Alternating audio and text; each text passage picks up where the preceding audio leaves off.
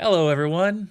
Welcome to the welcome to the year 2026. Oh, it's the first one for the year. It is too. Yeah, it is. Yeah. So let's kick it off right here. Yeah. Sorry about the weird connection stuff. It happened again where I was trying to connect to LinkedIn and the LinkedIn event. The system allows me to link to the event. Like I post the event early and that sort of stuff, so people would have this on their calendar and stuff. I linked to the event, but then I've been having issues where it just disconnects from my account altogether. And yeah, so You I have don't think I'm gonna do problems that with anymore. connecting on LinkedIn. Is I that's what you're hey, saying? I'm having connection issues on LinkedIn. Yeah, exactly. Yeah. Have you got LinkedIn Premium? Because I feel maybe like that's maybe maybe that's the yeah. issue there. Maybe something's changed at the end of the year. This is why it stopped working. Maybe they now require some service fee I don't know. I have to investigate it, but until then, I'm gonna have to just stop having the event there. I can link to the YouTube channel though, so that I'll just do that. I think I did that with the boot camp. Yeah, so everyone, welcome to the year 2026. It's not my fault. Sorry, but it's not my fault. I just want to say let's get in front of this. That the Whatever year happens this year, hasn't it's happened. not my Oh, fault. okay, cool. Right. I do want to say, I know we're that we're not very serious on this, but there's a lot of stuff happening, and um, I will just say that wh- when when you're feeling powerless to do good, just look around you. That you don't have to make big things. You don't have to put yourself in danger, but there's something within your reach you can affect change on. So that's all I'll say about the year right now. And then we can have fun, unless someone else wants to say something. But yeah. So we've got. Let's welcome to the. God damn it! Welcome to the Tech Audio Chat. I'm Dan Reynolds. I've been working in games for a long time, and currently at Epic Games. And I'm joined by these wonderful, amazing people. Charles, you're at Game Loft. Am I remembering that Yeah, correctly? Game Love Yep. Montreal. Very cool. Technical audio designer by day, and I don't know what by night. You, you CPU thrasher. you have graduate studies, right? Am I remembering that correctly? Yeah, I studied technically music, but I wasn't allowed to call it that for many years. And then when I graduated, it ended up on the certificate. So it was Sonic Arts. Didn't set foot in the music department. Sonic Arts. Yeah. That's so hard to put down Sonic Arts and have someone go like, "Oh yeah, okay, all right, cool." Right. Sounds good. Yeah. Nice. Yeah, we've got David Weaver, who is I don't know where you're at. I think he's like the cowboy. Sweet Tech or Sweet Justice at the Oh, moment. okay. Yeah. So I've been with them for the last couple of years, working on. I mean, we worked with Epic. We worked Yeah, on yeah. the big announcement for us is the game with Neon Giant that's coming out at some point, which is called No Law. That was announced at the Game Awards in December. That's probably the big news for us. Yeah, I remember hearing about that. Yeah. That's cool. And we're joined by Anna Cooley, who is a colleague of mine at Epic. Yep, technical audio designer. Yep. Mostly on the Fortnite team. And we met at Game SoundCon, didn't we, Anna? Yeah, we did. Yes, you also are a part of an initiative What was the initiative? I had an audio collective. I started with a group of colleagues out of college. We did indie games for quite a few years there. So doing full service audio remotely. I feel like that's a good place to start. You know, you're just like, there's something about the cohort, like when, if you're graduating with some people, you know them, and it's like, start a company together. You guys can support each other. I think Yeah, that's, yeah. huge growing experience. It's where I found that I was interested in tech at all, because we started mostly doing music, and then somebody needed to put it in there, and I volunteered enough that it became my thing. So It's so good when Yeah. you work with people that you studied with. You're at least starting on the same sort of foot. So even if you're making mistakes or doing something in a bit of a strange way, at least you're a unified direction. And then someone says like, "Oh, actually, I want you to do it this way," and then you like all learn to do it that way, and that's kind of nice too. I feel like the same thing happened for me. We had like a class of 10 or 12, I think, graduating. I studied music as well, as all tech sound designers seem to do. And the even though my whole cohort have gone different directions, many of them, become colleagues and co-workers at different places and get each other jobs and that kind of thing. I mean, the more successful your cohort of the people around you are, the more likely you are to be successful, just from the way privilege works in the world, I suppose. It's called networking. Oh, it's networking. Yeah, sorry, That's that's what I said, isn't it? Yeah. I'm eyeballing that ARP 2600 clone in the back. It's my new baby. I was talking to a bunch of Sweet Justice people who have walls and walls of synths, like yourself and other people, and considering going into something, and then felt like after buying some of the DIY components, felt like I just want a toy that will also work when I'm breaking down all of my stuff all the time, and felt like this was a pretty affordable entry point, and it has been so much fun. Nice. It's way too much fun. I mean, I'm not a modular synth person, even though I was like a very max MSP person, but felt like the reason I wasn't getting into modular was because with Max, I kept getting into like, oh, I'll just make it myself. And then you just go off and you're just programming stuff forever and you're never actually making anything. So I was like, I want something that's just going to be there and I can make some sounds. And the game I'm working on at the moment is a sort of, sci-fi retro inspired sort of thing. And so I felt like, Nice. this will be a cool tool to do some processing. And then I've got some patch books that I've been working through, and my gosh, is it powerful. It's a lot more powerful than I thought it was. And I mean, I knew it was going to be good, but I'm surprised at how like you can sort of just plug something in somewhere, and then once I don't understand what's happening anymore, like, oh, this is nice. It's freeing for me as a tech sound person to just be like, I don't know what's happening anymore, but I like the sound. Yeah. Yes. Yeah, I feel like there's it. The hardware gets you out of your like computer head. Yep. Everything is sort of interacting through the keyboard and mouse, and everything has to be well defined. And there's a sort of invitation to explore and discover, and just you can just be like, I don't know what's gonna happen. What is that? What is the result of me doing all this stuff? And then It's also sometimes I didn't you want a just keyboard. Because with the MIDI Yeah. keyboard, I start feeling like, oh, I should just practice instead. I'll just, and like I can play enough, and I know enough music theory and everything to be able to work stuff out. But I'm just, the second you give me a keyboard, I just start playing all the familiar patterns, and I'm like, damn. Yeah. The other thing that I like about hardware is, especially modular, semi-modular, is making mistakes.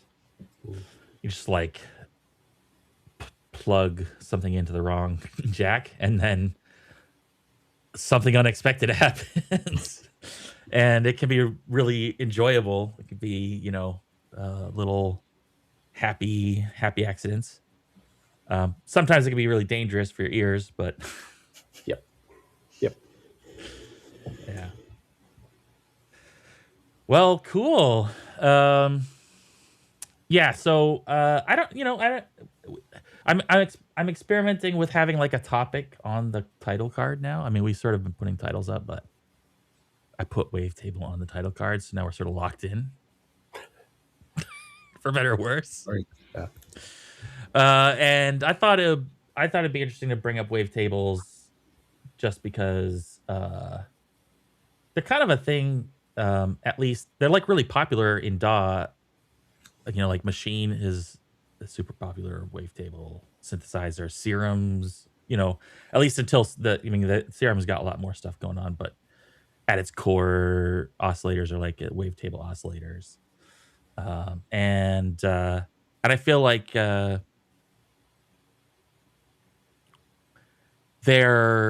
kind of an interesting approach to digital synthesis that we totally have in Metasounds, and I never see anyone talking about it. I mean, it's one of those things where maybe conceptually it feels very synthy, and they don't have to necessarily be stuck in synth land. They're a cool jumping off point, but maybe we just start with like a working description of what wavetable is and how it differs to like a random oscillator path or something, because for some people they're maybe coming from playing sounds and not synthesis, and wavetable is definitely in the synthesis realm, I feel. Yeah, let me well, I think that's a good starting point. So I've got the Wavetable. Oh, actually, I think also it's a plugin. Am I remember that correctly? The Wavetable? Yeah, is that a plugin? Yeah, you have. I think it's enabled by default, but it is a plugin. So there's Wavetables under the audio section, and you just want to make sure that's enabled, and then you'll have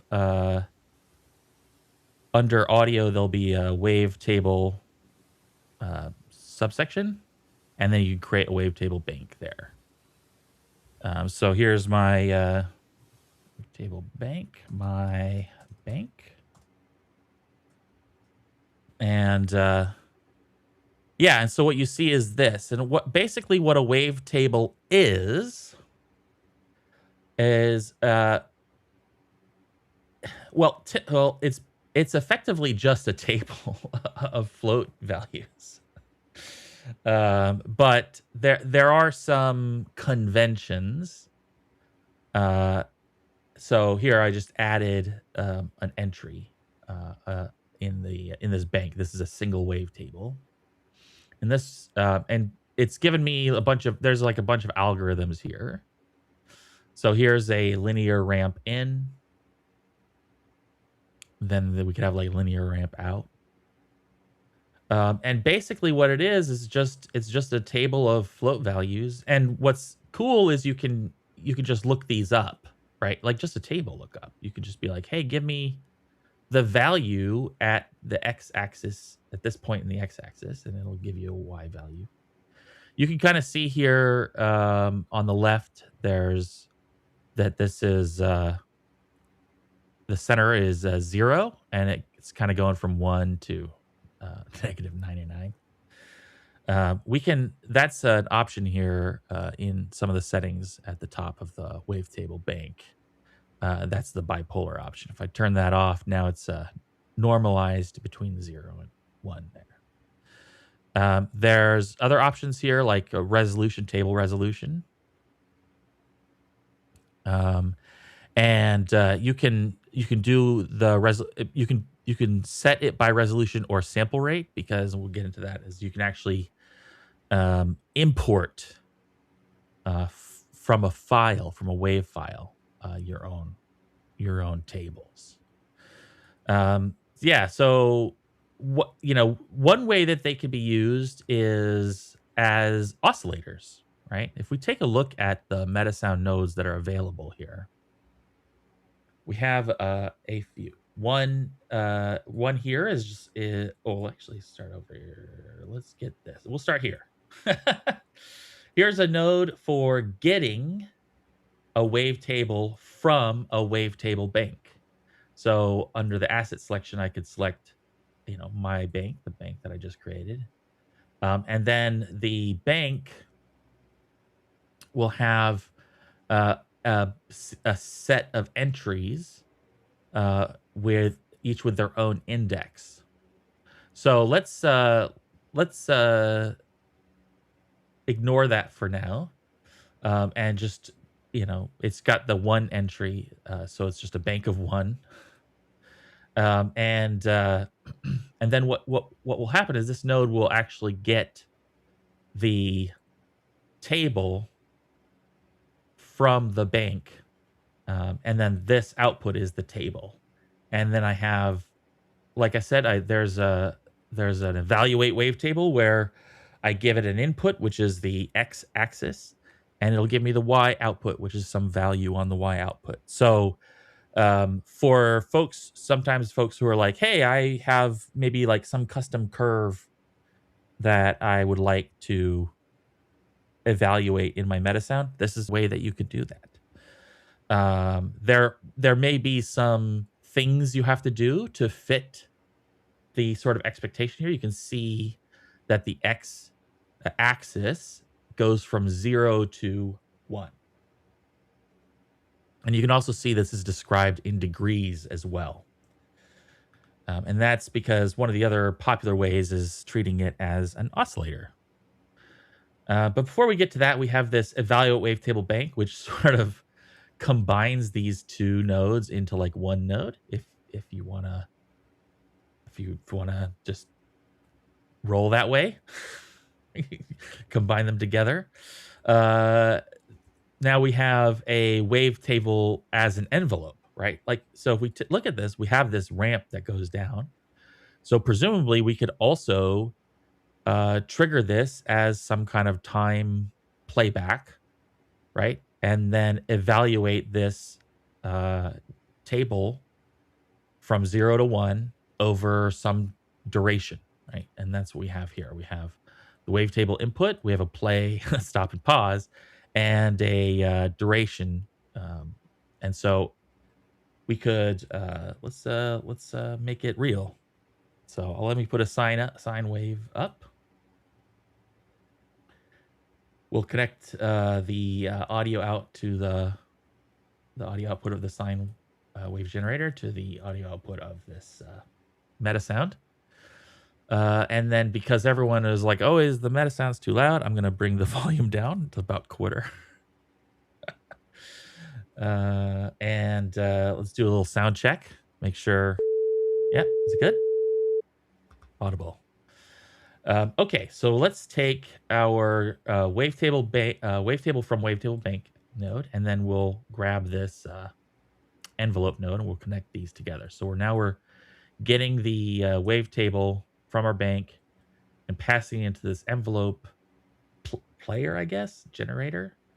And then we've got this output. The output of my, remember, look, we've got 1 to -1, right? So in this case, if I was going to treat this like an envelope, I might consider just clicking that flag and making it not bipolar. So it goes to 1 to 0. So let's do that for right now. We'll mess around with it a little bit more later. And then let's pass it through a mapping function. So we can sort of do a little frequency drop here. And our input range will be 0 to 1. And then let's map that to 110 and 880. So a couple octaves there. And then on our play, we'll trigger the wavetable envelope player thing. Yay, here we go. Pretty simple. And then we could change the structure if I wanted, an exponential. Let's do well, not that one. Let's do a lot. Oh, no, wait, hold on a second. Let's do exponential they didn't do a reverse exponential, and they being Rob.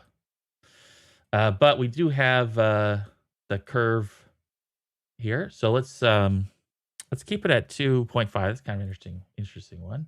Actually, let's go to 2 since I'm doing frequency, and then let's just do a quick inversion. We'll do a we know the range is 0 to 1.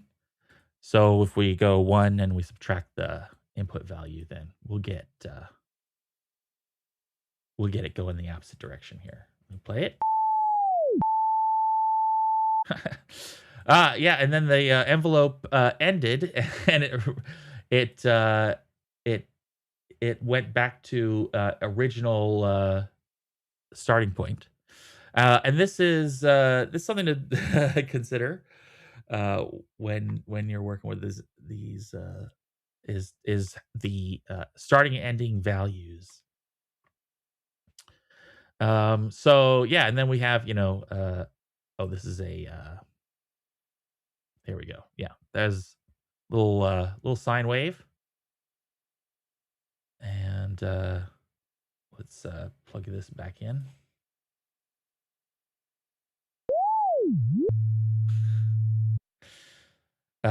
Cool. Yeah. So that's one way to use it. We can also use it as an oscillator.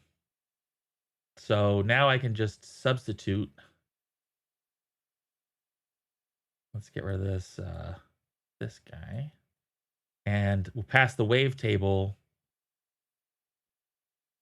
Oh, we'll just disconnect this fellow over here. Pass the wavetable into this wavetable oscillator node, and we'll hit play, and now we get a sine tone. But it's this sine tone. Now we could change this. In fact, we should be able to see. Is it normalizing it? Oh, I put back to bipolar. Let me turn that off real quick, and you can see that it's only positive values here this time. It might be hard to see, but it's only positive values. So yeah, so presumably this is not always the case, but presumably we would want bipolar for an oscillator. Now here's where things can get interesting. Let's grab a ramp. Let's do a ramp out, and then we'll add another entry. And let's go with the 360-degree sine. And save that. So now we have 2 entries. And what we can do is we can use this table index to grab the entry index that we prefer and pass that in. But what's really cool is you'll notice this is a float value instead of an integer. What happens is this node will actually do an interpolation between these two.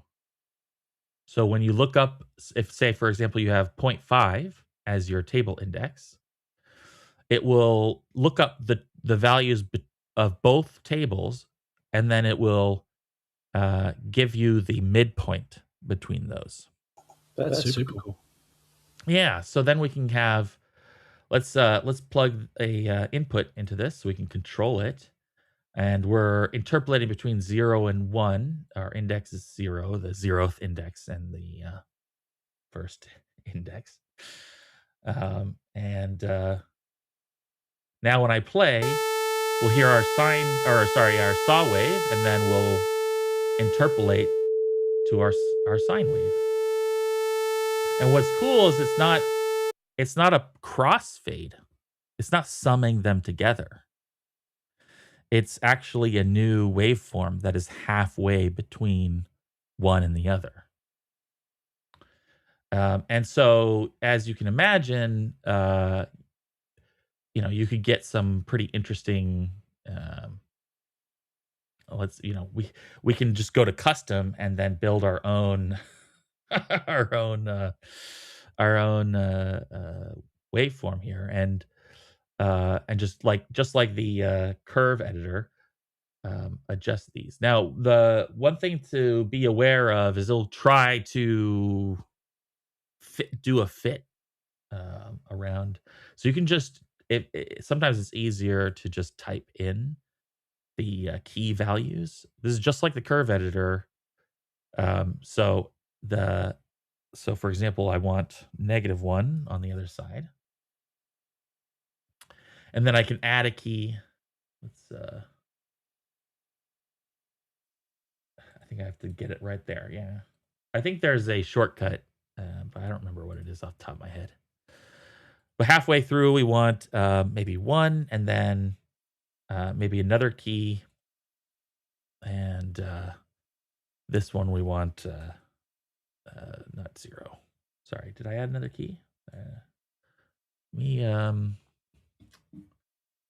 we don't want snapping. Let me turn off snapping here. This will make it a little easier. There we go.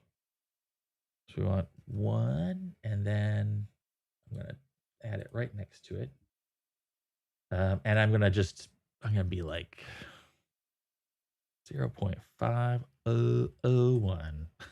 So it's right on the other side of it.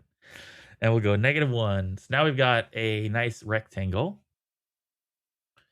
And then here we can, let's make it a nice, pleasing bass sound. And we'll start with our saw wave. And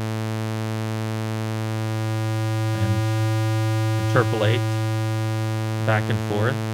Now you could also do some fun stuff like having an LFO, right? And we want our min value to be 0, and we're just oscillating between 0 and 1.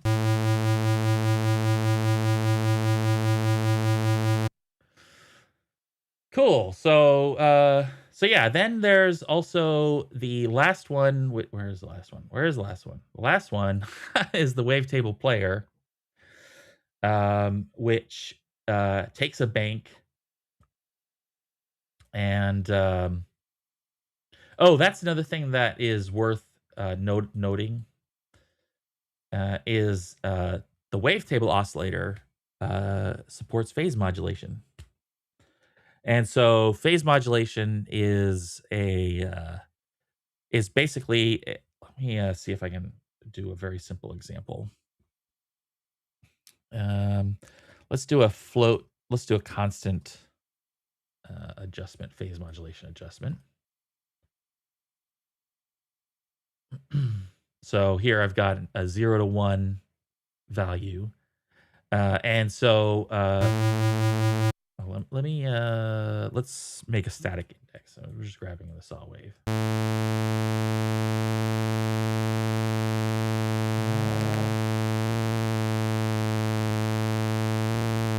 Yeah, maybe I need let's see if I can go like 1. Let's see if I can get like a really low. Maybe we can blow this this up a little bit and see if I can spot the shift.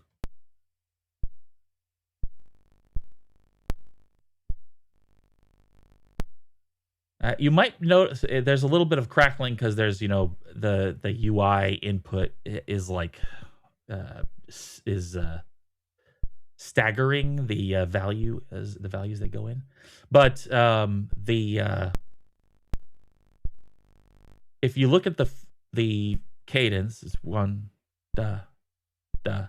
As I bring the phase modulation, as I go up, you'll see that increase. But only as I'm moving. And what I'm doing is I'm basically traversing through the phase faster. I'm shifting the phase by that amount. And so the delta phase on the input creates a sort of increase in the movement. But once we are back to a static value, it will revert to its normal 1 hertz. And then likewise, going reverse, I could change this to -1. Likewise, going reverse, it will slow down. Sorry. Well, will slow down if I don't jitter. But yeah. So anyways, so then what you could, this basically is a digital synthesis way of creating frequency modulation.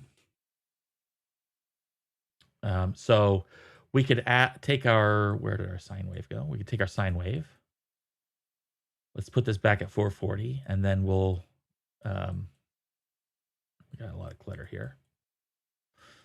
Let's put a little multiplier on here, so we can manage the input, and we'll use our little in parameter. And so here's our saw wave at 440, and then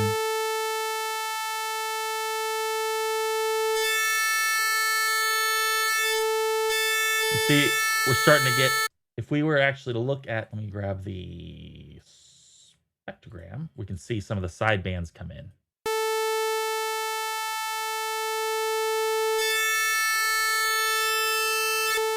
Some of that is a little bit of aliasing, but if let's give it a frequency ratio.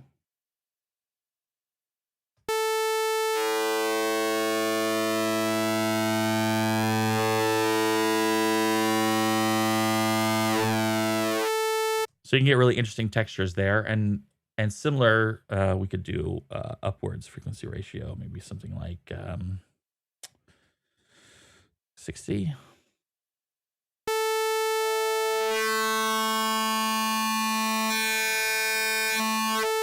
So yeah, so there's a lot of cool stuff you can do with wavetables to create really interesting textures. But something to be aware of is the benefit of wavetable is it's sort of lower resolution data. Like it's a much cheaper way of creating oscillator. It's a very digital way of creating oscillator. There's no analog modeling, right? Like it's sometimes people don't like it because it reminds them of like the old days of digital synthesis. But you know, there are optimizations. There is some benefit around that. One thing to also keep in mind is this low sample rate can result in aliasing artifacts and stuff like that coming through, which may or may not be good. I mean, you may like that, but that's something to be aware of too. Any questions with the primer? Did I miss anything?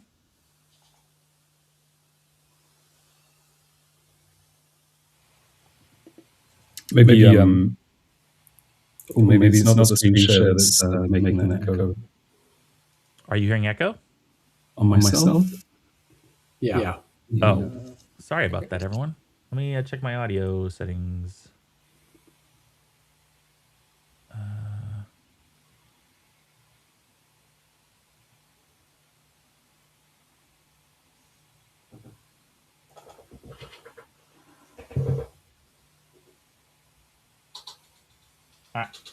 Yeah, I think that's it. Okay. Is the echo gone? Testing. Yeah. Is it gone? No? I think it's still there. It's still there.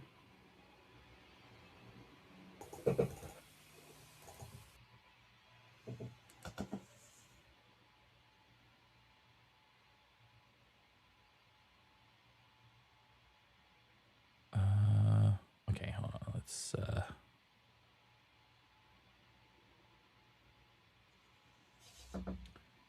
Oh, yeah, that would be the reason. Okay.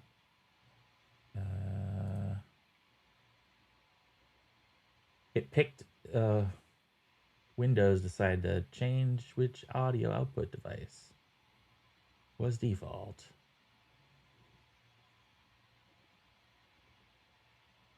Just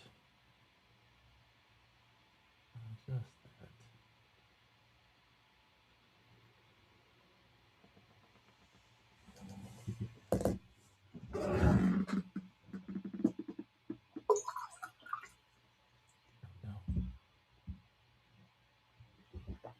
Okay, now it should be gone. Sorry about that.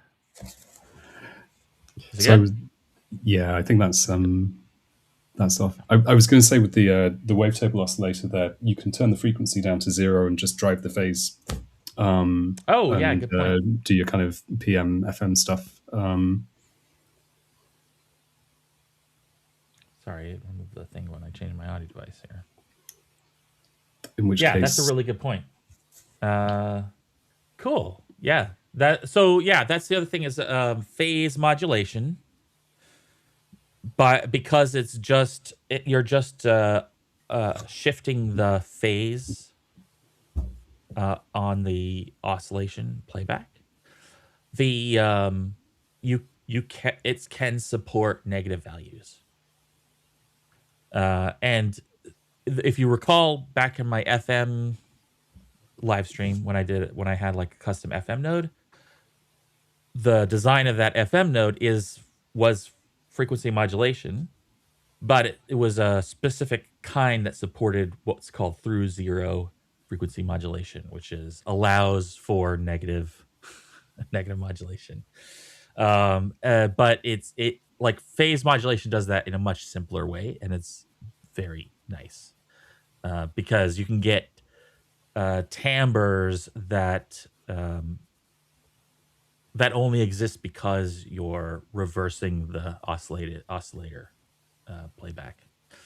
So yeah, it's very cool. Yeah, and that's why you'll notice if you know the oscillators that we have by default in Metasounds do not support through zero modulation, and so you usually have to like make sure it doesn't go into negative modulation because you don't get anything. It just gets really ugly sounding.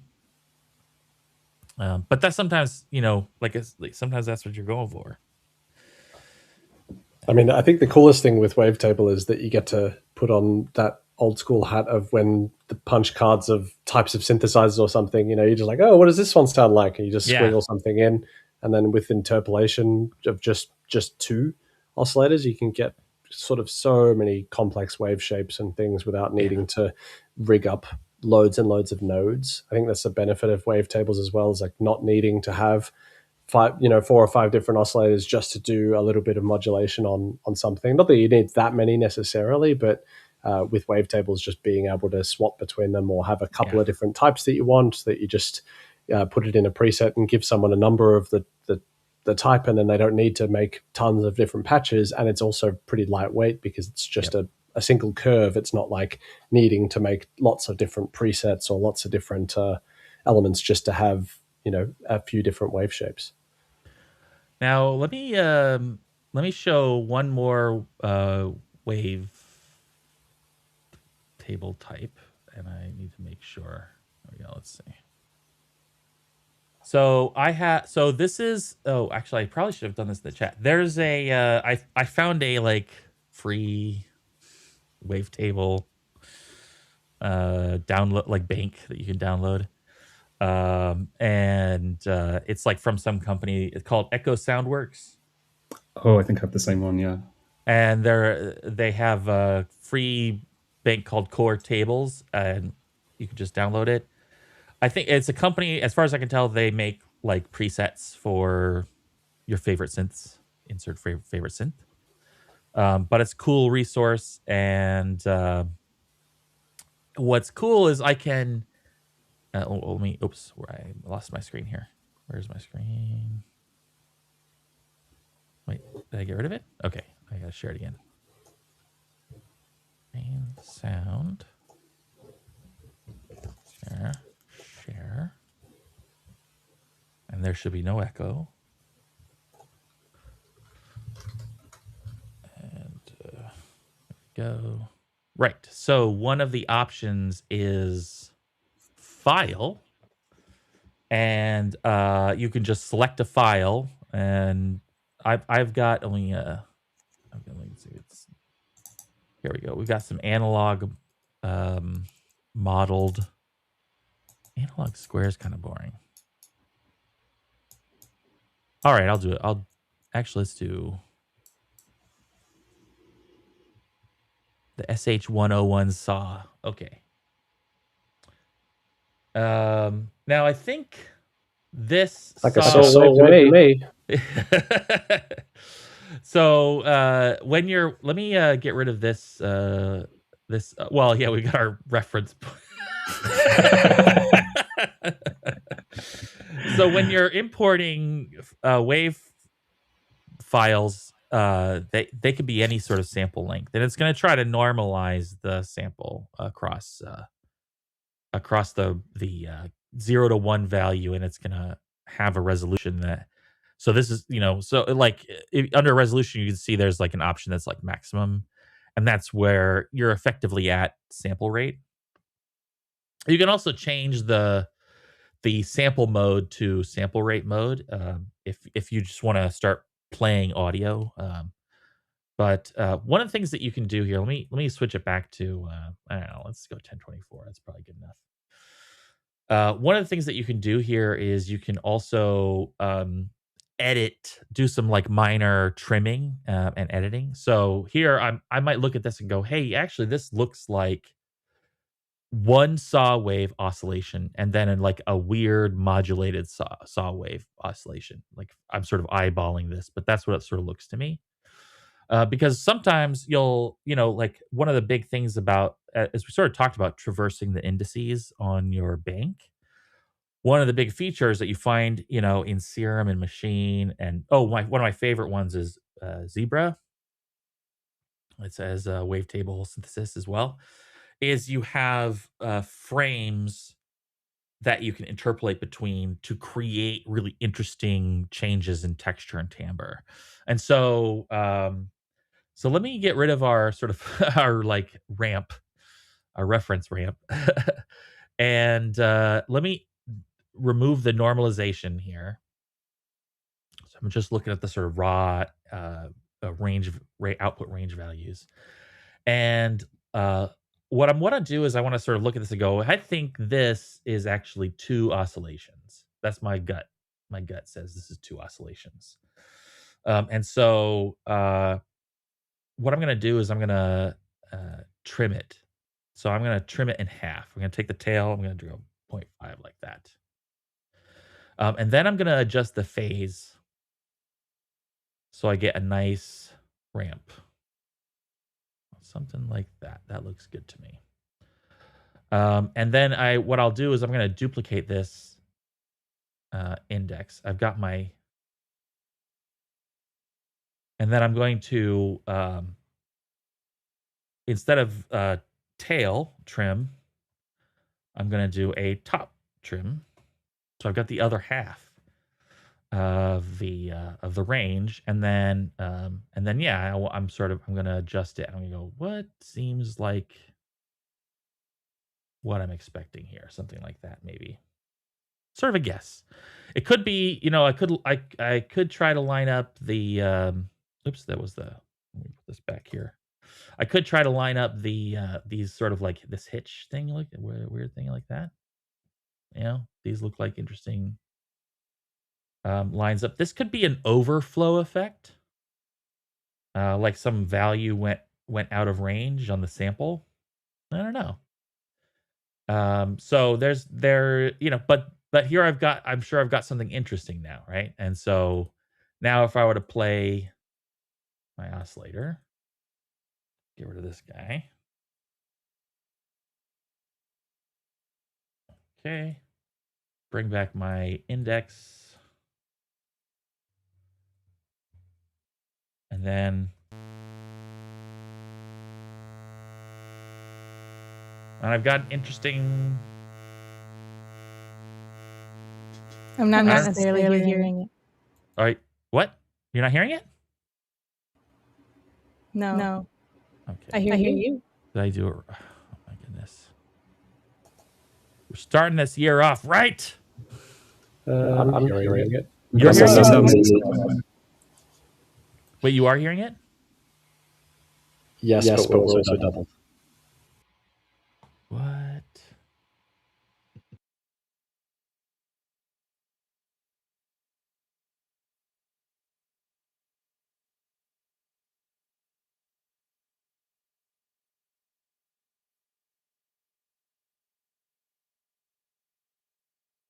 You're hearing yourselves?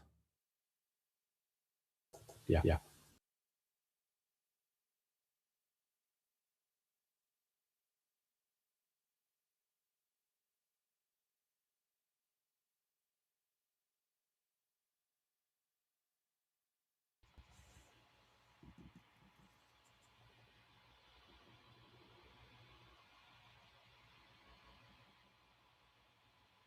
Okay, let me just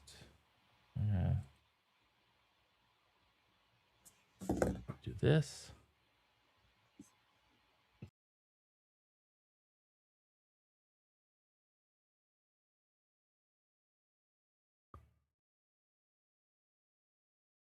Maybe it was. Do a real check, quick check. Do you hear yourself back? Check. Yep.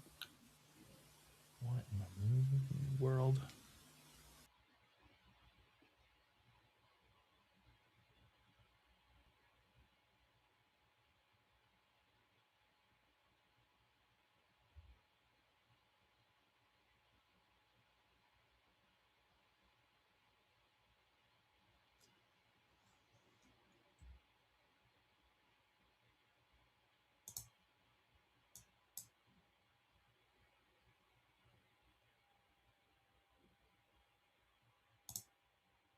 Let me duck out and I'll come back.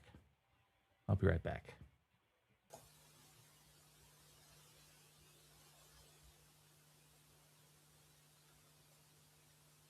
Sweet.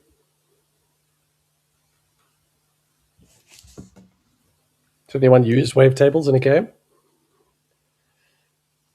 I think I used them for... I know they're in the Matrix demo, I think. I didn't do them in that one. And then they're used in older games. I can't think of it being used too much, but I guess depending on what you wanted to do with patchwork or something, you could probably do something pretty crazy with them. I've never used their oscillator abilities in a game. We use wavetable evaluation a lot for parameters. Yeah, I feel like there's the other side of wavetables, exactly that, right? For parameters that isn't really about using them for specific synthesis and sound purposes, but just because you want to use them for float values for something. They're really useful for that too. Super lightweight as opposed to having to do things like, I guess you've got to pass them in, but it's not too bad. Are we talking about wavetables? Oh yeah. Sure are. Oh, baby. Are we ever? Is it doubling? No. No. You know But what it wasn't happened? doubling like this before. It's only Oh, wait, doubling was when it? you screen share. No, I am screen sharing. Oh. Now you are. Is it doubling? Okay, now we're good. Mhm. Good. We're in the clear. You know what happened? What? It's classic audio person shenanigans. I had a channel set for loopback. Oh. Just, I thought you were going to say there was a cat walking on something. no, that would be great. Sort of That'd be great. more I of an don't have, audio person. that'd be thing. really bizarre, actually, because I don't have a cat. So that would be something. That would be something. That's why we felt bad before, because it was like you were showing all this really cool stuff and we just had to be silent. I'm Didn't sorry. want to throw you off. Well, let's make sure I didn't mess this up. And this is audible? Yeah? Yeah. Yay! Oh, Welcome to 2026. Now we can really get going. The party's ready. I mean, we haven't even done the tea room shout out yet. So it's That's true. has 2026. Oh, that's a great, yeah. You know what? I love tea. Yeah, tea. Yeah, yes. Damn it. I have you caught me off guard with that. I wasn't prepared. You know what I mean? Like and you got to be ready. I mean, tea is not something there's that a you sort can of just sit down and enjoy. There's a preparation to it. You got to let it brew. but it's you know. so true. I like black teas and I brew for like 6 minutes, really dark, like really strong brew. But yeah, for anyone that doesn't know, I like tea, and the choice of tea for the Tech Audio Chat, in my opinion, Yeah, I mean, I go is there all the time. perennial tea room. You can't stop me from doing that. This is not a sponsored endorsement. I just like their tea. Yeah. I'll get into the flow of things. Future streams. This is 27. first of the year. It's right. So, wait. What? Before did I interrupt something cool, like a cool conversation topic? So we had a question in the chat about whether when people have used wavetables in games, because it's a cool feature, but it's a tricky one to actually work out when you want to use them. And we, for synthesis, obviously they were used in older variants, but the wavetable oscillator we haven't used very much. Whereas the wavetable evaluator for parameter driven things inside Metasounds was a different thing that Anna brought up, and one of the cool parts of wavetables, I feel like, is that it can be used for either, but I definitely forget about the other nodes. You either use evaluator or oscillator, and or player, and you're just like, oh, I totally forgot that it could do the other things. But they're a nice way to get curves into sounds for parameter-driven sound effects, as well as obviously the synthesis stuff. Very cool, but not everybody does synthesis inside Metasounds just because it can as well. So, yeah, I feel like the trick with the curves is that you need to remember that it's expecting sort of normalized ranges, either a negative 1 to 1 output range or a 0 to 1 output range, and the input is always 0 to 1. And so I think that's the only tricky thing, because with float curves in Unreal, you can do all kinds of crazy. The sort of x-axis could be a million or something like that. And so that, I think, is the only trick. But it's really a great way to inject curves into your meta sound. But also you have to remember your sample theory a little bit.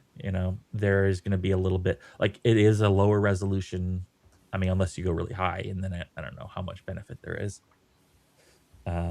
It loses some of its benefit as you go high resolution, in my opinion. But the lower resolution stuff, you just have to remember that you'll get aliasing, or you'll get just like, it's linear interpolation or something like that, which is going to be maybe not exactly what you're looking for.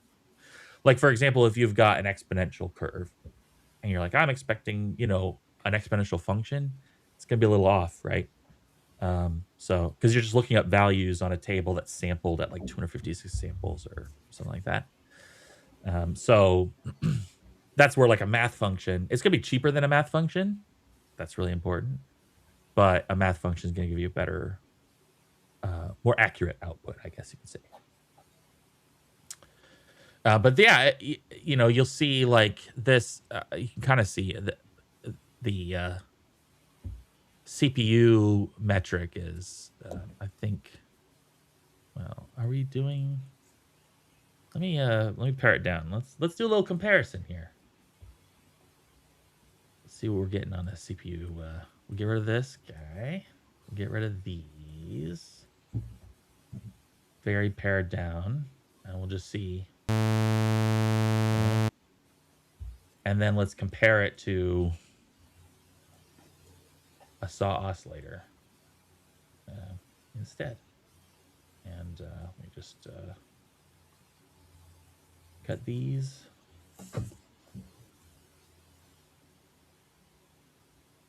No. It's like 3%, 0.03%. So there you go. I mean, it adds up. You does. you throw 30 saws at some, or like different oscillators across all your different sound sources that are all just trying to get us like a small value or something. That definitely adds up. I feel like in a lot of optimization strategies, it's death by a thousand cuts, not a single CPU spike or something. Yeah. And Metasounds, I mean, we were speaking about this on Discord just last week about some optimization elements for wave players in Metasounds and things like that, and how quickly they do become a hidden cost because of the build step that needs to happen. So whenever you're doing oscillator work or really just any complex metasound graph, if there's a thing where you're really just using an oscillator that you're not expecting to change, or even something that you don't need a specifically high resolution sound, like you mentioned, if you had a sound effect that should play slightly quieter on different surfaces or something, and you just have the wavetable could just be a set of curves with flat lines at 0.1, 0.3, 0.6, and then you're just like, cool, when they hit dirt, you play the wavetable 1 and it modulates the volume or changes the volume or something, and they don't even have to be necessarily curves. They're just a table of values. So yeah. So let's go the different direction here. So this is part of the demo that I posted with the trailer for the stream. And in this case, I'm using wavetables kind of like granular synthesis. So I've gone up to maximum resolution because I'm like, I want high resolution. This is going to be audio. These are audio files I've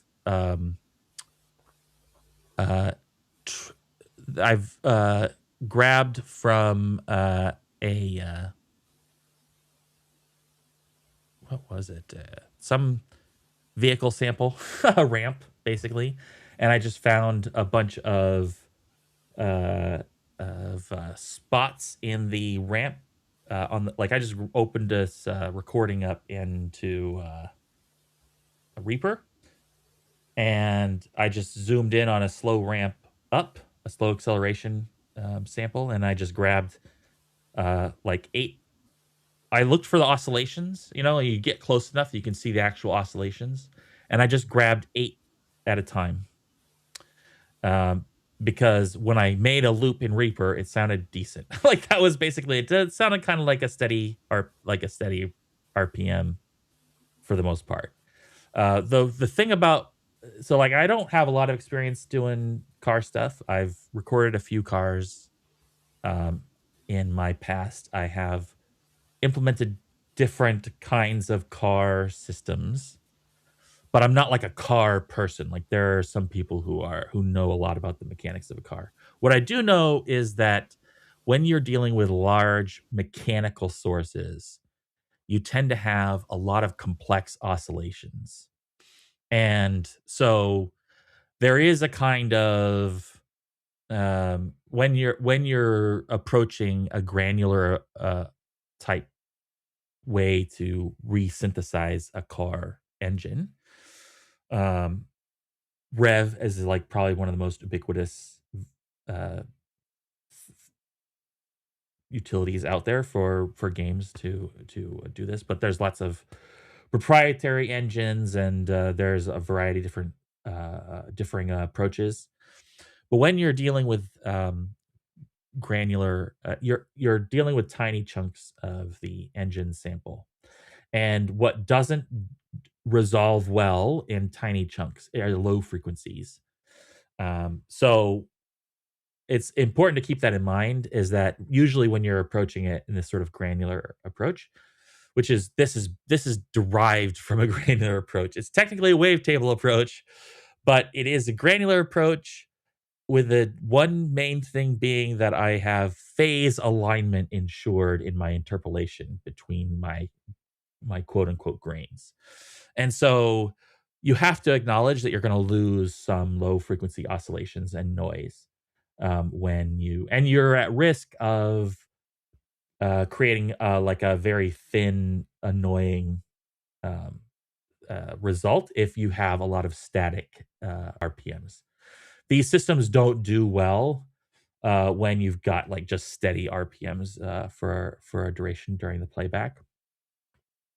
But they do well during movements between transitions between these sort of layers.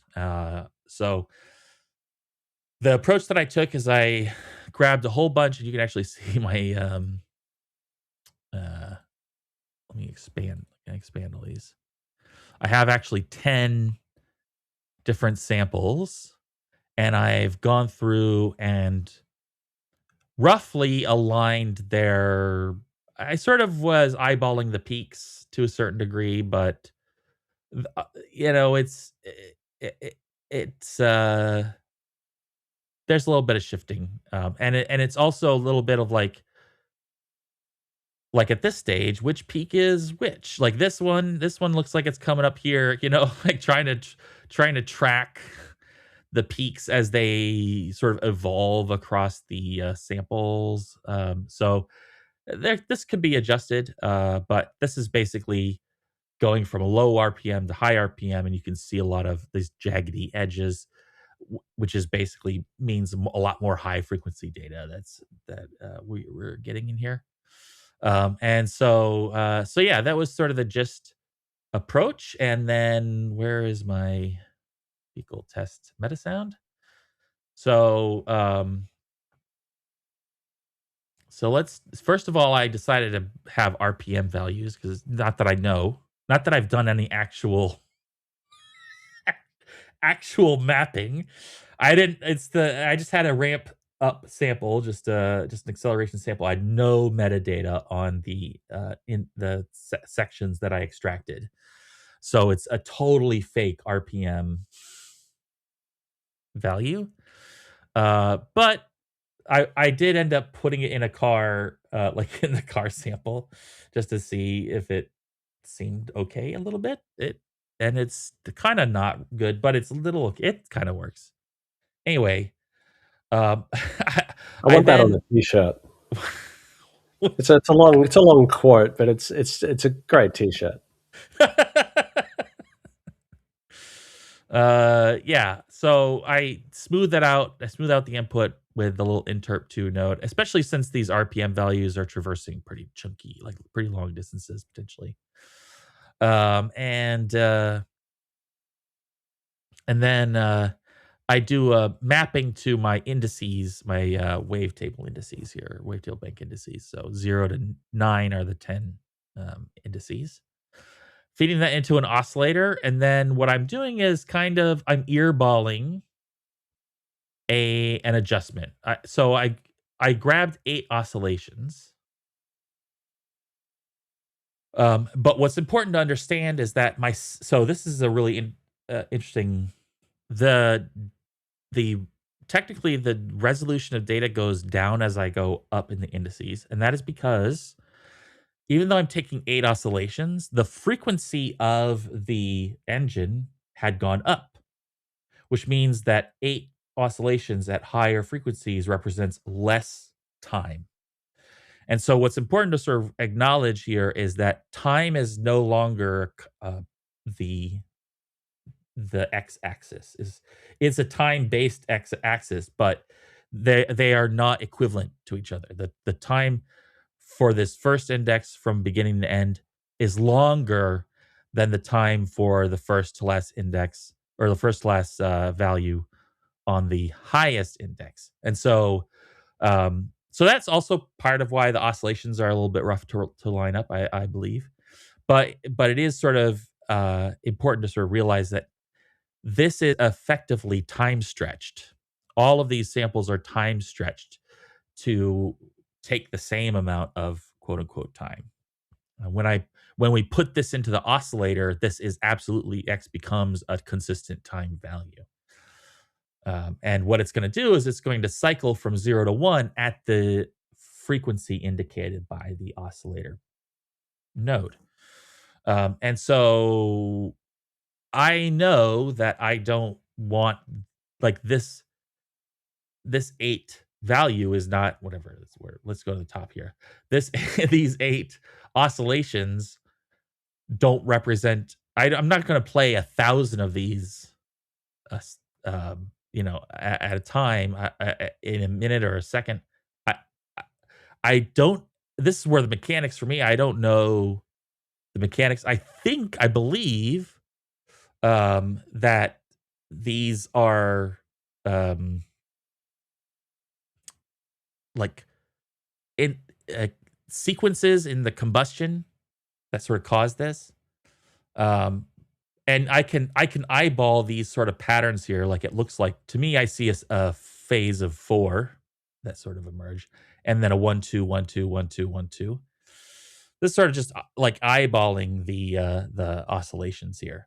But I acknowledge that this is not necessarily going to be a one-to-one to my like numerical input. And so what I've done here is I have this like this multiplier that just takes the RPM value and just reduces it, heavily reduces it. And I just sort of earballed a range where it's like, this sounds about what I started with. Now, if you know about the mechanics of cars, you could probably work out both the RPM given the time, sample time on your like file, and you could probably work out the like conversion to frequency. But I just earballed it. So that's sort of like, hey, I just so you know, I just sort of earballed that, and that became my frequency. And then one of the things that I did was, um, I used there, yeah. So then it gets more interesting. Like I started part of this, listening to the sample, is that there was like a quick deceleration on the other side of the ramp. And so from that analysis, I noticed some things.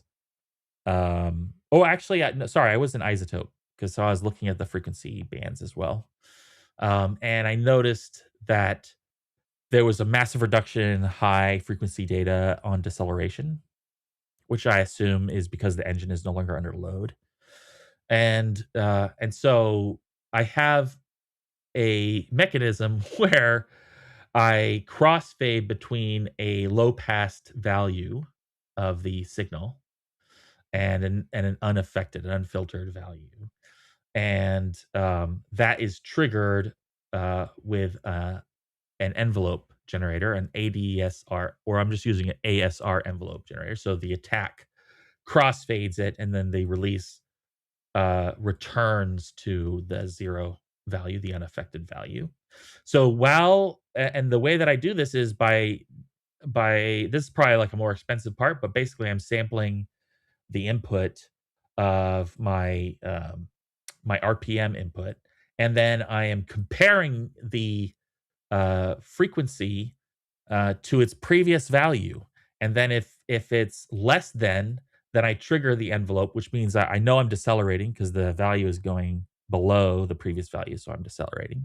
I trigger the envelope, and if otherwise, I release the envelope, and then I have that managed by a trigger once, where once the attack goes in, and I trigger the deceleration effect, then it won't be allowed to trigger again until I have released and I'm back in like normal or acceleration mode or whatever, no longer decelerating. So yeah, so that is what affects this filter. And I can get into some other stuff, but let's take a listen. And part of this is idiomatic. I have to perform like a car. Thank God. Have you got a sonic art degree or? I don't have. I don't have a sonic arts degree. Oh, I see, David. You DM me and you're like, hey, yeah, okay, but it's fine now, right? Yeah. No, it's fine. Okay. Yeah. Okay. I don't have a sonic arts degree. That's so. But, be forgiving in your in your evaluation here. So here's my steady low RPM, and it's just playing the first index, and you can kind of hear I've got some stuff going on. I'm trying to like mask some of the looping because it's like a short chunk, little loop chunk, but to a certain degree, engines are kind of looping also. It's just how long are those oscillations. Now, if I wanted to go crazy, I could try to match longer samples, and try to capture what feels like maybe a more natural background oscillation. But yeah, so yeah, and then if I go up, you can hear it traversing, and it's actually interpolating between the different bank samples. And if I drop, you can see the frequency, the filter sort of effect.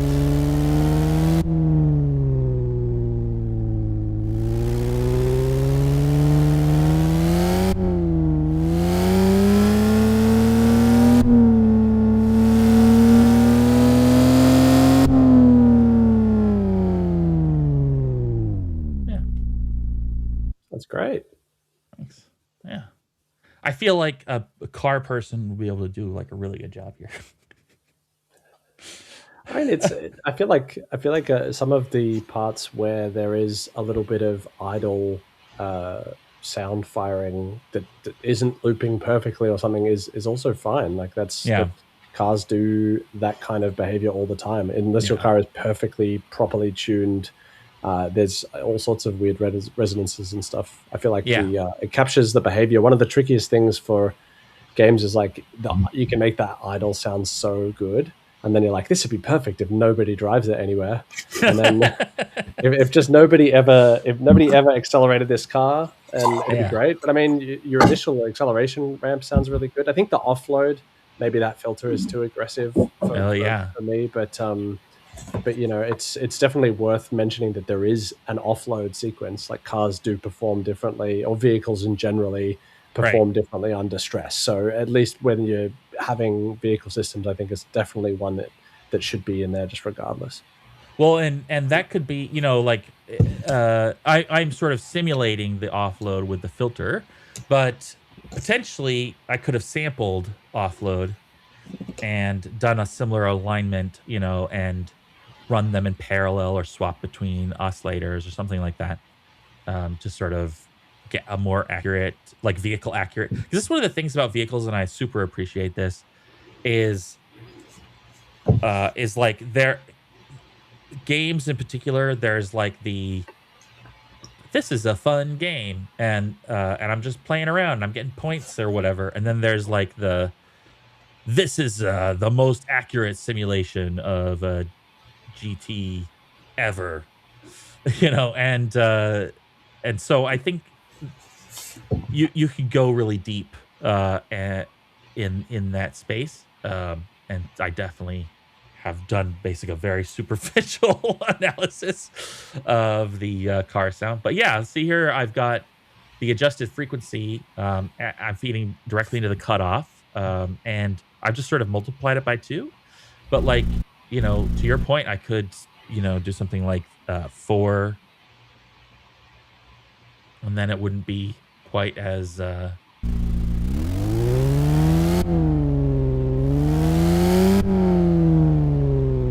sort of lay off of it. That could be parameterized too. I mean, especially if you throw in things like air release valves or some mechanical noise that fires when you go offload, like that's a normal transitional thing that'll sound great if you have the bit of tire sound when you do that, like anything that could kind of be layered in there. Because like you said, I mean, I remember working on a car game, and I used to get comments like, oh, it doesn't sound like that when you're actually behind the left seat of this car. And you're just like, okay, it's a mobile game. Just maybe relax. Like, but that's the thing, is people have really fond memories of specific cars sitting in the back of Dad's, you know, XA GT when I was 6 years old. Like, I remember the sound of that car, and it sounded maybe bigger to me than it'll ever sound in real life. So you're always dealing with something specific. So these systems where you have infinite parameterization of them, I feel like vehicles in general use these very well, because very particular sounding cars can work. And I mean, the other benefit that we haven't really talked about is with proceduralism in this aspect is like, what if I have multiple cars of the same make driving on the road near each other? I could give them slightly different values, and maybe one of them's a little bit older than the other one. That's a great way to get without, you know, imagine if I can imagine my producer having a fit if I said, oh, like, and I've got to record 7 Toyota Prius, and we've got to book the race day to record the same car basically 7 times because one's a little bit older. Like they'd just be like, Right. "You get out of my house," and I'd be like, "Yeah, fair enough." So I did add a slight mechanical effect because I did observe a kind of puffy, low frequency, chunky sound when switching over. And I muted everything else, so maybe that it'll be more prevalent. It's just like that. It's like a That's transient performance vehicle right there. Yeah, exactly. It's a transient and some low frequency noise, and it's modulated by the RPM, so it's much more prevalent at higher RPMs and lower RPMs. And then I also added I added some. So sometimes synthesizing like just some sine waves or triangle wave as a sub can help mask the lack of low frequency data. But what I did is actually use the sub harmonizer, which you can use because I snuck it in there. And so yeah, you can hear the result of that. But what I liked about it in this example was that it's not new information. It's synthesized from the input, so it's so it ends up being phase aligned, first of all, which is kind of cool. And then also it is it's sort of, aside from the noise that I have injected in here, the wavetable is the only sound generator in this system. So we've got plenty of room to put in the lions and tigers that everybody else puts in their cars later on. Yeah, that's right. Yeah, and I also do a little duck here of the main signal to try to make space for that. Yeah, but that was like a very Charles Deanan thing, right? Like put lion growls in my car samples. Sorry to name names. Don't blame me, Charles. He's just shaking his fist at the live stream right now. Like, can't believe these guys name dropped one of my biggest things. How dare he? Oh yeah, and then actually, sorry, I do want to show the like dropping it into the into the car. It doesn't really like work, but it sort of works.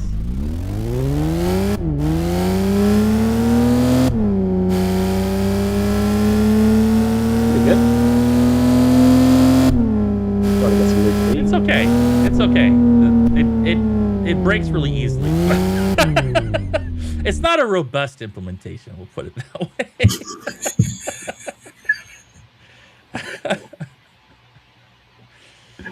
All right, yeah. So that's Dan's demo.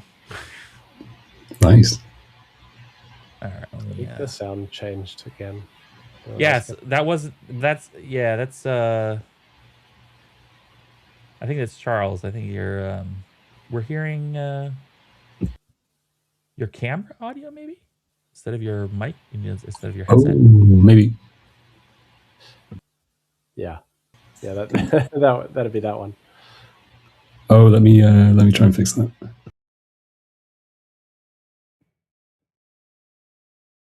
While you're fixing that, I see a question. What about the Motosynth? That's in Unreal.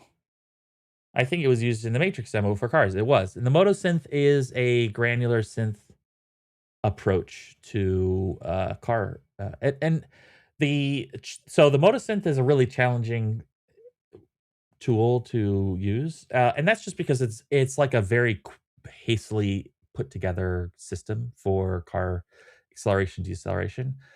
And the way that it works is you import XL sample and a decel sample, and then you have to do a curve map. You have to do your own curve map, basically. That's sort of the challenge with it, to map the RPMs to the like in-game RPMs, like the index or the point in the wave file and map those to the RPMs in the game. Once you get that, and it's a kind of a skill, it's kind of a technique involved. Like I had a rough time with it because I didn't implement the drivable cars. We used it for the drivable cars in the Matrix Awakens demo.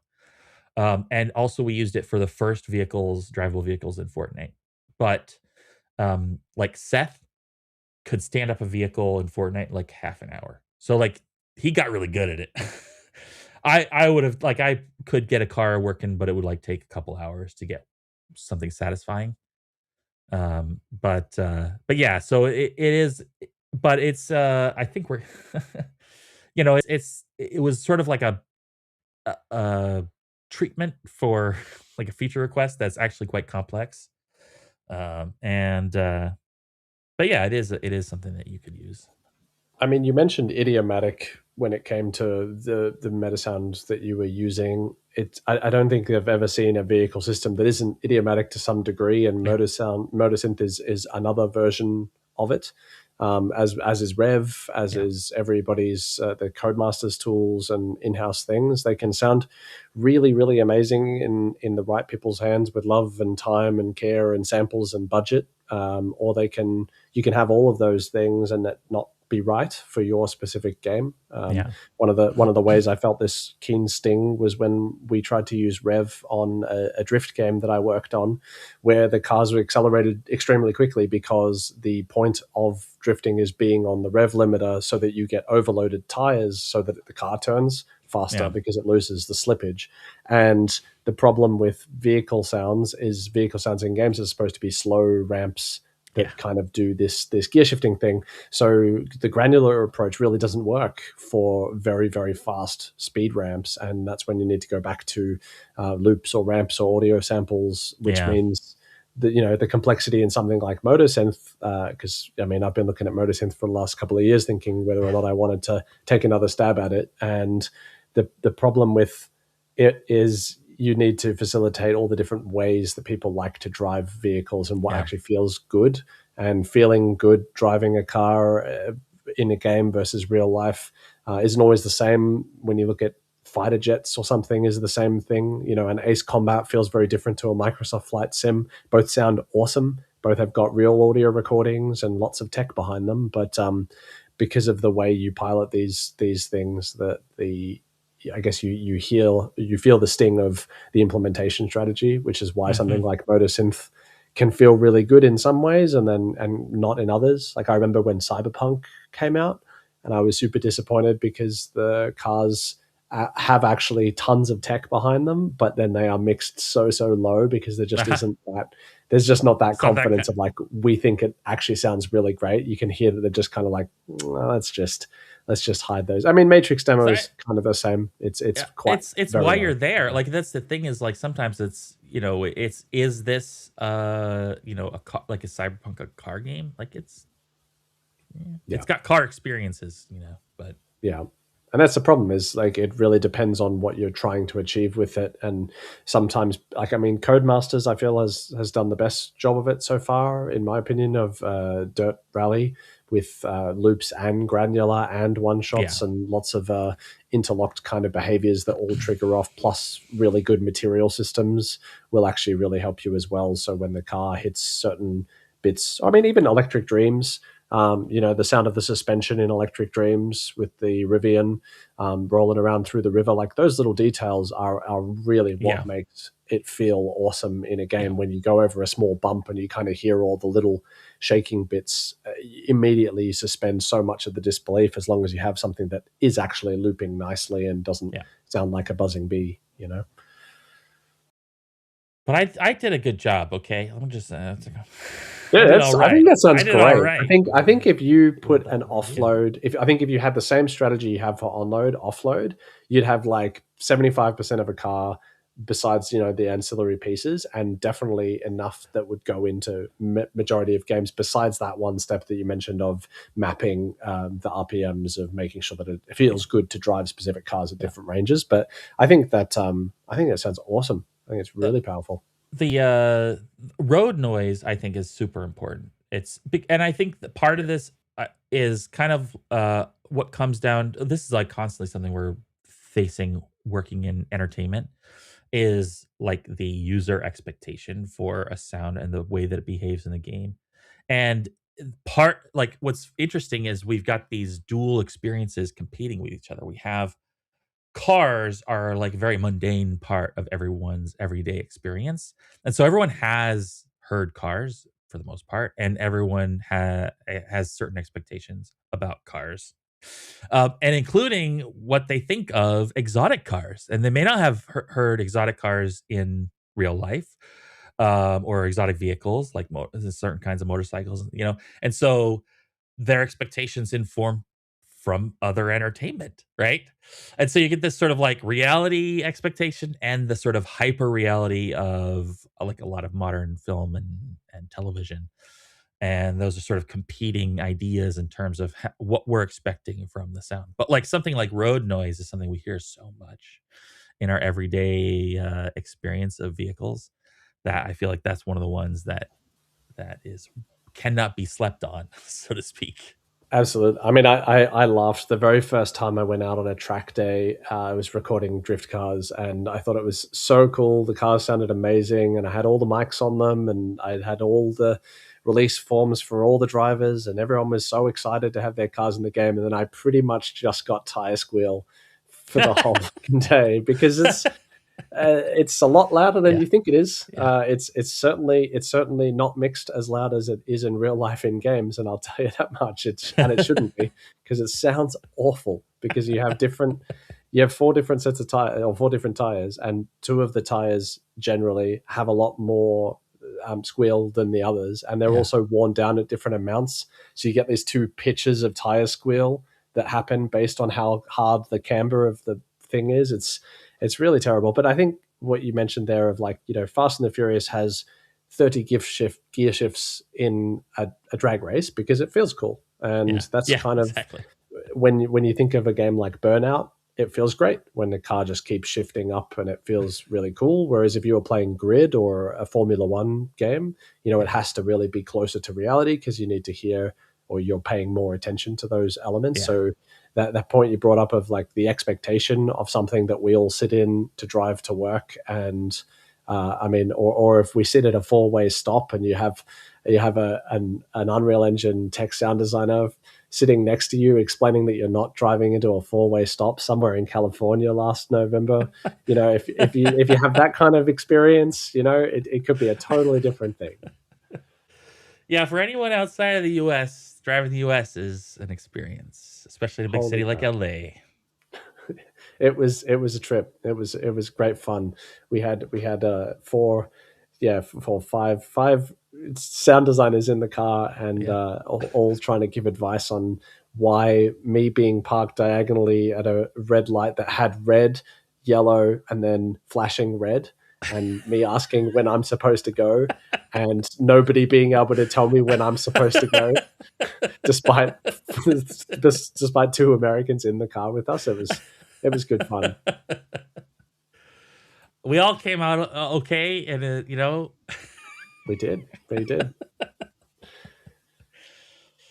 All right. Yeah, cool. So so Charles, you also have you've been jamming Wavetable Siren.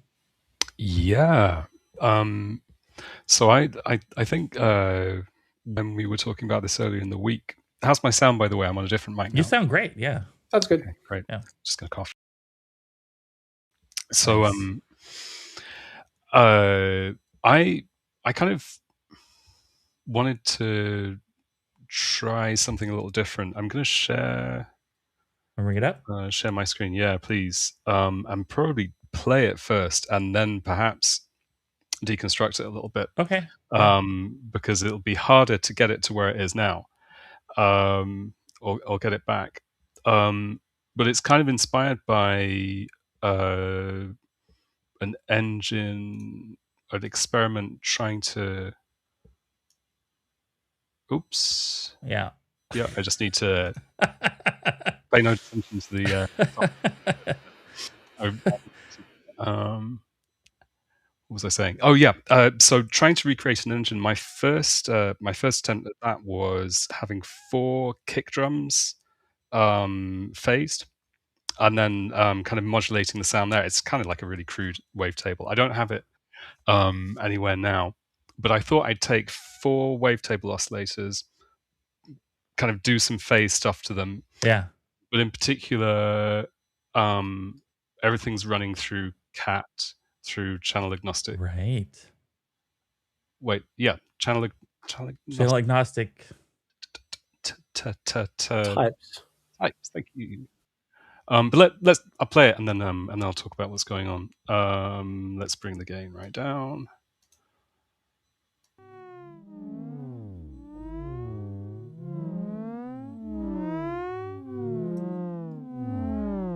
So I think all the sources are wavetables here. Nice.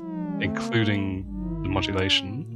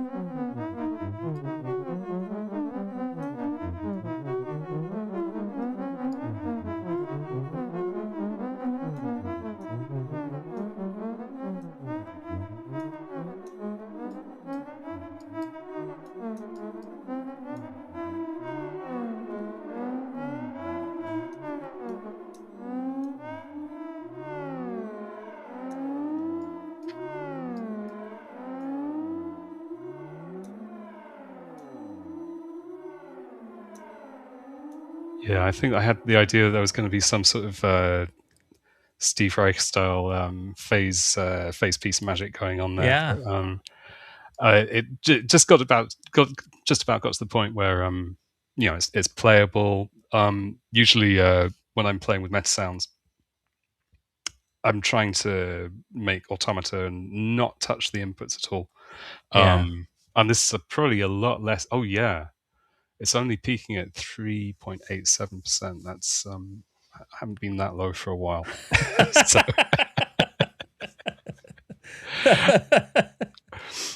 All this optimization. Oh yeah. I think I might have over-optimized it a little bit.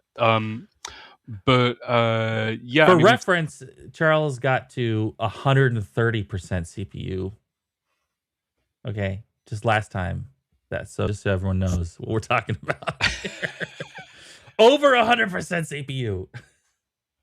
The trick is going to be to incorporate that into a track, so it's like a rhythmic device. It cuts out. So it's all stuff you were talking about earlier on. Really, if we go into the oscillator, okay, I didn't quite get everything as nice as I'd like it to be. Yeah, it's not that bad. Got some sub patches. That's all the stuff we were looking at earlier. Using a trivial sawtooth to drive the phase modulation frequencies off, like we were talking about earlier on. This, by the way, this is great because we were talking about how the delta is what creates the sort of pitch result, and when you've got a saw wave, right, you're always ramping in one direction. Mm-hmm. So that means your delta always ends up being in the same direction, especially if you're full scale going from -1 to 1. So you're like sort of you're effectively circling around the phase, kind of like a unit circle. So yeah, that's cool.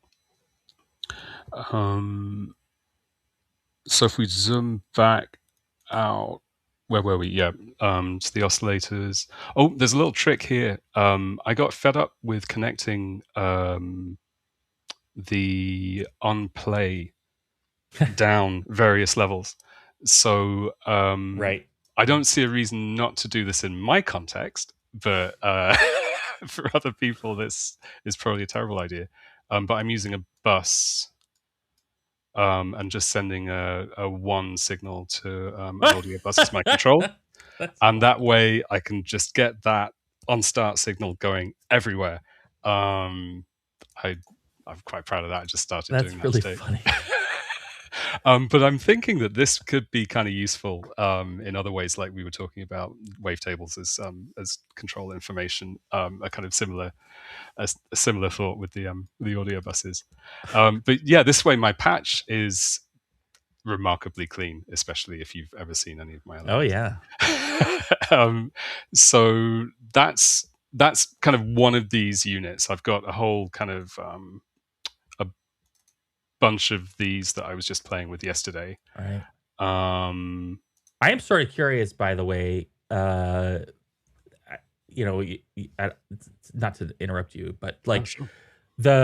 we talked last time you were on. We were talking about your sort of creative impetus, like your sort of your MO and how you approach the graph and what in your motivations and all that sort of stuff. And so I'm sort of curious if this organization is a result of like a more directed like expectation, like the output is like you're like, oh, I know I'm going to be using because I remember I said that I was working, I had a wavetable demo last week, and I remember you responding. Now I don't remember if you had already had some wavetable stuff that you'd been working on, or if this was like a driver behind you exploring them.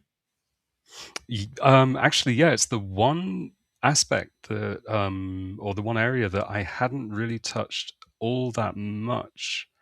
I'm trying to think. I've got one or two tracks on the albums that have a wavetable oscillator, but what I was struggling with, I think a little bit, was setting up the envelopes. In this case, not the envelopes. Sorry, the actual tables.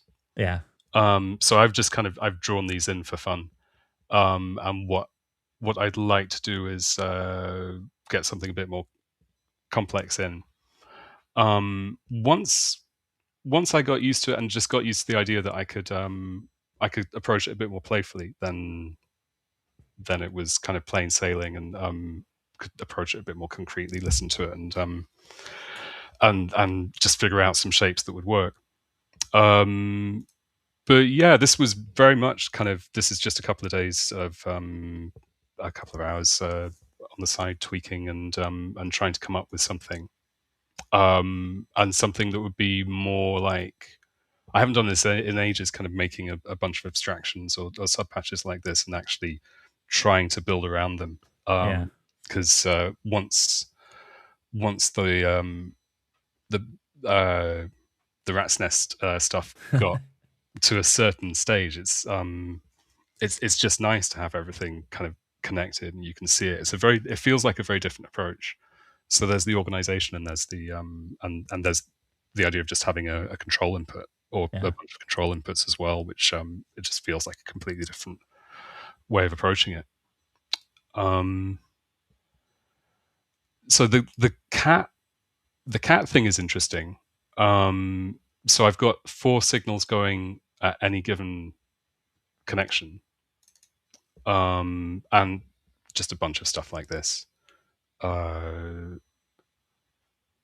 So have to think in 4s. Right. They're phased. Where's the oscillator? Yeah, they're kind of by default phased 0, 90, 180, 270. And then it's the shape of the given wavetable that I'm using for the LFO source that kind of gives it the rhythm. So if I get these are the drawn in shapes you were mentioning before. Yeah. So if I take that, I don't know. I've kind of lost it now. That's why I was saying I had to play it earlier. Well, I feel like it was easier to identify the rhythm when you had reduced the frequency modulation? Was that 1 to 2 parameter up there, just Which above the one's that? Oh, the the mod crossfade. crossfade? Yeah. Well, Yeah, it seemed like we were getting more consistent frequency, and then it was like there was instant clarity with the rhythm. yeah. So I left myself a breadcrumb here. So that's this one. All right. There we go. Oh, Yeah. I see. It's a different source. Okay. I see. Yeah. So we can crossfade between the two rhythms. Oh, okay. Yeah. And then ultimately be doing some sample and hold, or just kind of quantizing some rhythms out of it. Yeah. So if we look at the actual tables, I guess that's the sign. Yeah. And then we'll have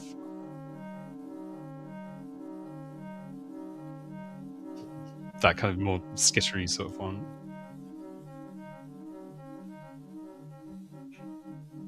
Right.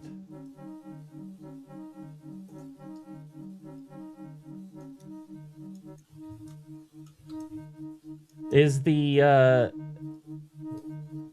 oh, there is something I saw. Was it phase? Oh, the phase.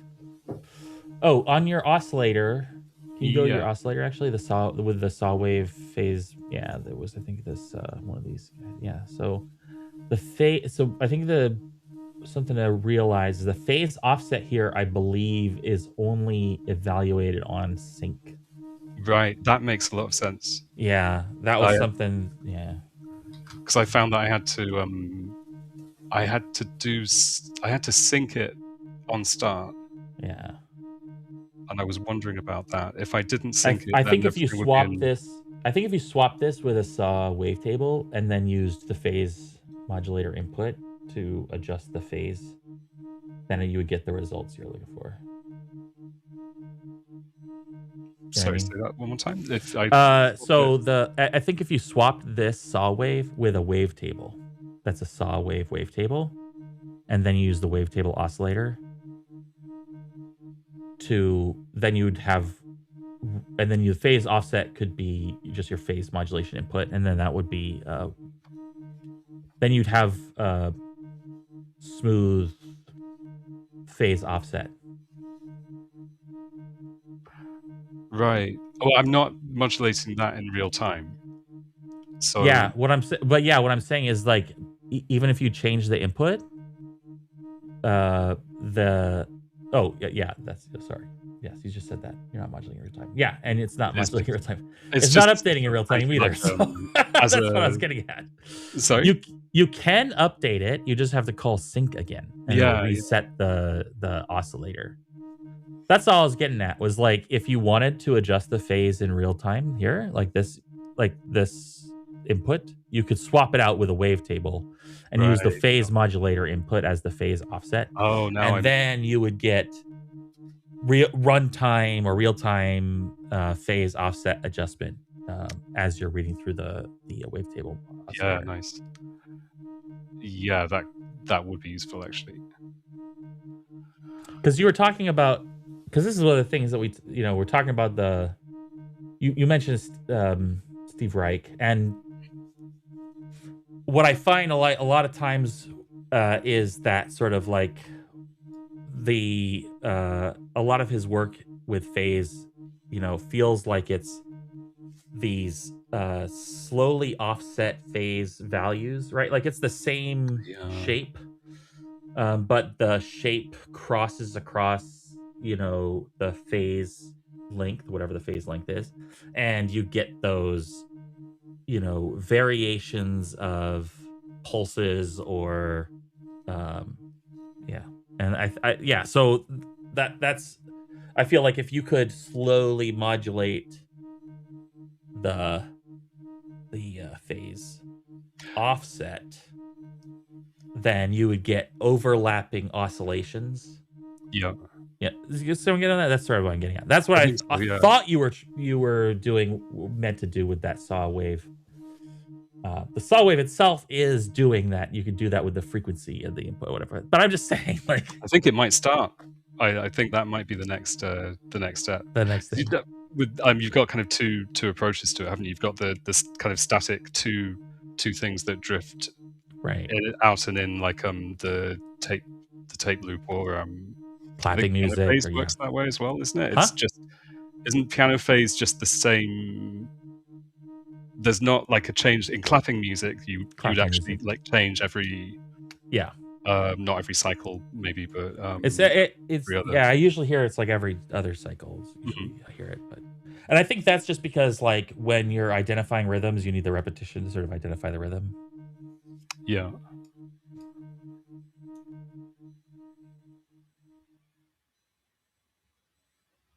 Yeah, this is cool. So we'll see. That'll turn into something at some point. Yeah, it's exciting. I feel like if anyone is to take away anything from this 2 hours of wavetable exploration, is exploration, is to try things out, experiment. Yeah. Well, cool. Thanks for sharing, Charles. Nice, thank you. All right. Well, we're getting to that time of Thursday night. Did I miss anything? I missed a whole lot of chat. The chat was awesome tonight. Thank you everyone for joining us. Even handle 32169, which is, yeah, we'll all remember handle 32169 from now on. The sound effects guy coming in the clutch 12 minutes before we're done here. And Pilar from South America, and Viton Olable. I got there in the end. Thanks for hanging with us, and everyone else. That I know there's people that I've forgotten. Yeah, awesome. Thanks, Charles and David and Anna. Thanks for joining. This is nice. I feel good about the tech audio chat this year. We'll qualify. Strong start. Outlook. Yes, strong I'm feeling start. very inspired. So you at home, go home and check out your wavetables. That's it. That's all I got. Nice hot cup of tea. Yes. Yes. Have some tea and some wavetables. All right. Good night, everyone.